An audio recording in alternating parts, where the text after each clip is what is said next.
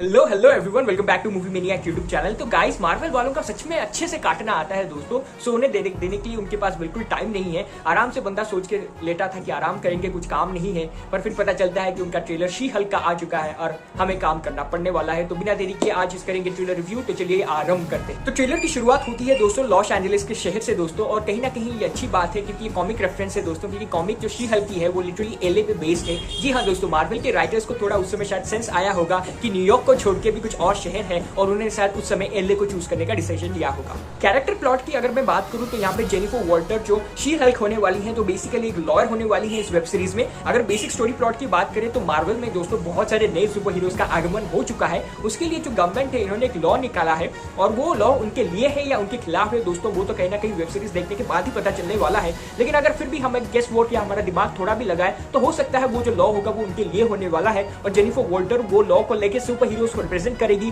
क्योंकि एज हमारे जो लेजेंडरी कैरेक्टर है दोस्तों ब्रूस बैनर, जो उनके कजिन होने वाले हैं, वो भी इसमें होंगे। और वो बेसिकली एक मेंटोर होंगे जो उनको सिखाएंगे वो पावर कैसे मिलता है और वो पावर को कैसे कंट्रोल कर सकते हैं। साथ ही साथ दोस्तों एक चीज होने वाली है कि बहुत सारे क्वेश्चन है ब्रूस बैनर को लेके कि उनका जो हाथ था जो एंड गेम में दबा डिस्ट्रॉय हो गया था वो ठीक हो चुका है, और उन्होंने शैंक्सी में आपने देखा होगा दोस्तों उन्होंने किसी अपने आप से बॉडी से अपने आप को निकाल दिया था। तो बहुत सारे ऐसे क्वेश्चन है जो हम होप करते हैं कि इस वेब सीरीज में आंसर हो पाएंगे। तो गाइस, अभी सबसे बड़ा क्वेश्चन आता है कि शी हल्क यानी जेनिफर वॉल्टर को उनके पावर्स कैसे मिलते हैं। तो देखिए दोस्तों, अगर हम कॉमिक बुक्स की बात को माने तो उनको मिलता है ब्लड ट्रांसमिशन से। होता क्या है दोस्तों, जेनिफर वॉल्टर शी हल्क बनने से पहले उनको बहुत बड़ा गन शॉट लगता है, जिसके कारण बहुत सारा उनका खून बह जाता है। उनको खून की बहुत जरूरत होती है, तभी हमारे ब्रूस बैनर चचा आका उनके जो कजिन भाई हैं वो आते हैं और उनको खून देते हैं। और खून देने के कारण जो गामा वेव्स थे उनके खून में वो पहुंच जाती है जेनिफर वॉल्टर के पास, और उसी के साथ उनको शी हल्क के पावर्स भी मिल जाते हैं। लेकिन कहीं ना कहीं अगर इस वेब सीरीज को अच्छे से देखा जाए तो मुझे नहीं लगता कि मार्वल ने इस कॉन्सेप्ट को 100% यूज किया है। अगर आप यहाँ पे वो एक्सीडेंट वाला सीन देखें दोस्तों, तो कहीं ना कहीं मुझे ये लगता है कि जेनिफर वॉल्टर इस एक्सीडेंट में हो गई होगी, और वो तभी शायद हो सकता है कि ब्लड ट्रांसफ्यूजन हुआ होगा और ब्रूस बैनर चचा ने उनको खून दिया होगा। ये ट्रेलर में नहीं दिखा है, लेकिन ये कहीं ना कहीं मैं एजम्पशन मार रहा हूँ।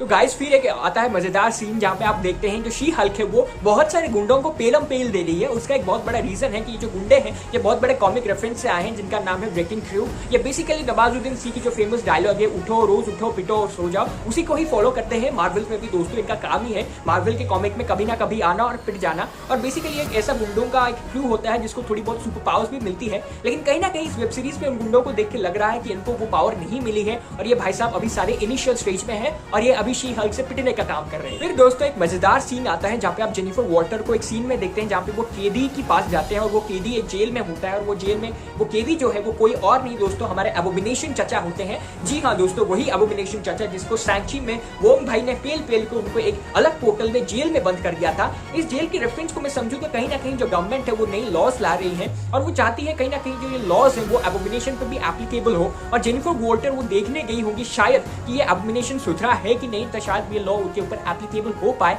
तो कहीं ना कहीं ये वेब सीरीज देखने के बाद ही पता चलने वाला है दोस्तों कि एबोमिनेशन चचा सुधरे हैं या अभी भी उनके दिमाग में कोई कचरा कीड़ा अभी भी घूम रहा है कि शायद वो कुछ कांड भी कर सकते हैं इस वेब सीरीज में। अब मैं जो सीन की बात करने वाला हूं दोस्तों वो कहीं ना कहीं आपने ट्रेलर के लास्ट में देखा होगा, लेकिन मैंने सोचा अभी बोल देता हूं। ये जो आपने सीन देखा होगा इसको देख के आपको सस्ता सुपरमैन की याद आ रही होगी। ये कौन है भाई? तो मैं बेसिकली कॉमिक बुक का फिर से यहाँ पे आपको ज्ञान फेल दूं। ये बेसिकली एक फ्रॉग मैन है दोस्तों। फ्रॉग मैन भी शी हल्क के कैरेक्टर में एक बहुत बड़ा इंपॉर्टेंट रोल प्ले करता है, क्योंकि ये भाई साहब एक तरह से एंटी हीरो थे शी हल्क के कॉमिक में। तो ये बहुत इंपॉर्टेंट होगा कि वो किस तरीके से रोल प्ले करेंगे, क्या वो विलेन होंगे या कहीं ना कहीं शी हल्क का साथ देंगे। कहीं ना कहीं ये भी शायद एक बहुत बड़ा इंपॉर्टेंट पार्ट प्ले कर सकते हैं।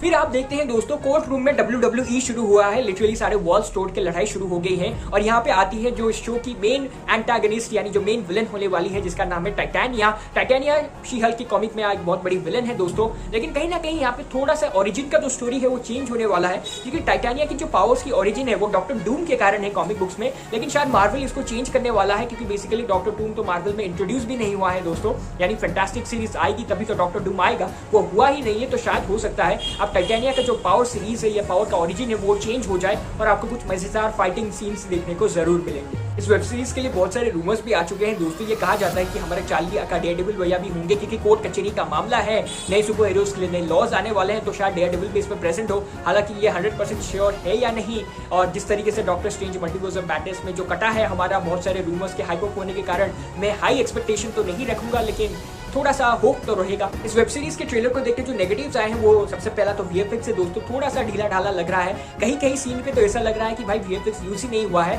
हरा रंग मुंह पे पोत के भेज दिया गया है दोस्तों। वो शायद मैं होपफुल हूँ कि वेब सीरीज जब रिलीज होगी तब तक के लिए ठीक किया जाएगा, क्योंकि वीएफएक्स अभी भी एक ऑन गोइंग प्रोसेस है।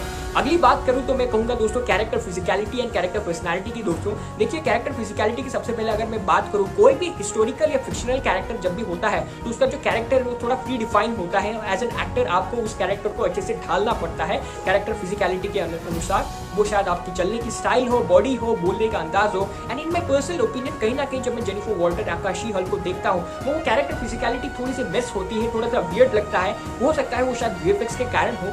और एक और चीज है वो है कैरेक्टर का डेवलपमेंट, जो शायद मैं इसका सबसे बड़ा नेगेटिव पॉइंट मानता हूँ कि गाइस अगर आप हल्क को देखें, हमारे ब्रूस बैनर हल्क को देखें, तो ये जो बंदा था वो पहले एक रेजिंग हल्क था, बहुत बड़ा पागल था जो कंट्रोल नहीं कर पाता था। और ये भाई साहब ने बहुत सारे स्ट्रगल किए, अपनी मासूका को भी खो दिया, तब जाके वो अपने शांत बना, अपने पावर्स को कंट्रोल कर पा रहा है। लेकिन जब आप शी हल्क को देखते हैं तो कहीं ना कहीं ये स्टेप मिस है। आप अगर ट्रेलर में ही देखें, उसको जैसे ही पावर मिलती है वो आसानी से उसको कंट्रोल कर लेती है। उसको शायद ज्यादा टाइम नहीं लगा होगा कि उसको वो कंट्रोल करने के लिए, क्योंकि आप खुद सोचिए एक बंदा हल्क है जिसने बहुत सारे मूवीज, बहुत सारी कुर्बानियां दी वो पावर को कंट्रोल करने के लिए। और शी हल्क आप देख रहे हैं कि वो वेब सीरीज के कुछ ही एपिसोड्स में उसको कंट्रोल कर लेगी।